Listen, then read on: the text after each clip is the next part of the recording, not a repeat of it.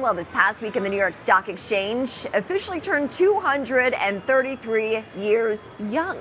And since taking up permanent residence on the corner of Wall and Broad Street in 1865, the exchange trading floor has seen many changes. It's evolved. A few, if any, tools have remained on the trading floor during all this time, but one object has served the exchange since 1890. Our curator, Anna Mello, has more.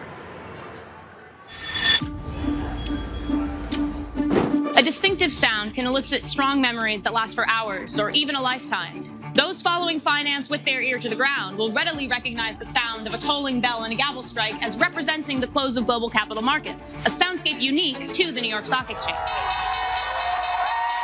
The New York Stock Exchange has been striking a gavel at the close of trading since 1817, first to signify the end of trading one single security, and today signifying the end of the entire trading day. Countless gavels have struck this exact same sounding block since 1890, which is before women had the vote, before the first manned flight, and even before sliced bread. This sounding block has witnessed countless stories, and here are just a few. The sounding block began its career during the Second Industrial Revolution. Steam power fueled progress. Railroads and canals connected the country, and Edison's light bulb filled America with a warm electric glow. Originally, from its perch upon the bell podium, the sounding block oversaw a seething mass of humanity in swallowtail coats and stovepipe hats, belting out the cacophonous din of open outcry trading. As the steam age raced ahead, heavy industries like railroads raced to list their securities, brokers raced to meet demand, and the New York Stock Exchange's first permanent home raced towards obsolescence. To make way for both broker and technology, the New York Stock Exchange's first permanent home was demolished in 1901 in order to make room for its current home. As brokers shed their Victorian garb in favor of double-breasted sports coats and bowler hats, the New York Stock Exchange christened its new home on April 22nd of 1903. The sounding block was placed upon the freshly hewn marble of the bell podium, where it has remained ever since. A decade later, World War I sent global financial markets spiraling into a panic. All foreign markets had closed as of July 30th of 1914, and the New York Stock Exchange quickly followed suit, closing the next day and beginning our longest ever closure. When America entered World War II 23 years later, the sounding block witnessed an even greater seismic shift. With nearly 1,000 members of the trading floor community off fighting for democracy, trading floor jobs were filled by women for the first time, starting in 1943. Those soldiers lucky enough to return came back to an America well equipped for growth, as increasing consumer demand, surging product development, and ample disposable income generated an economic boom and a bull market that lasted for 8 years.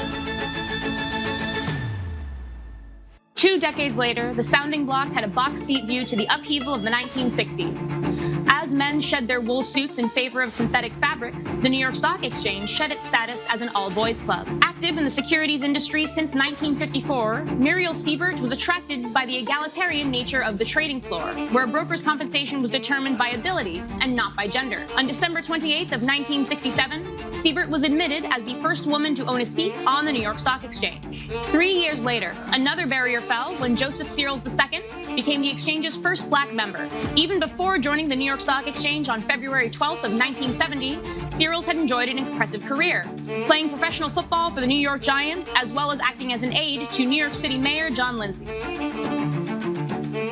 At the dawn of the information age, stock trading had remained mostly unchanged since the sounding block began its career in the 1890s. Each auction was held verbally, and to an outside observer, the floor appeared completely unaltered between 1929 and 1979. But in 1979, the view changed dramatically, with the installation of over 15,000 pounds of computer equipment, all supported by a massive superstructure at the top of the trading floor.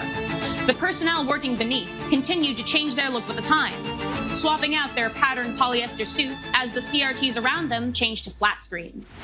Today, the New York Stock Exchange runs the last stock trading floor, utilizing a hybrid trading model unique among its peers, utilizing electronic trading technology in tandem with the human element. And with an active trading floor, the sounding block remains in use and is struck at the end of every trading day. Without a pen, a sheet of paper would remain blank. Without nails, a house would fall to the ground. And without a sounding block, the strike of a gavel would be inaudible.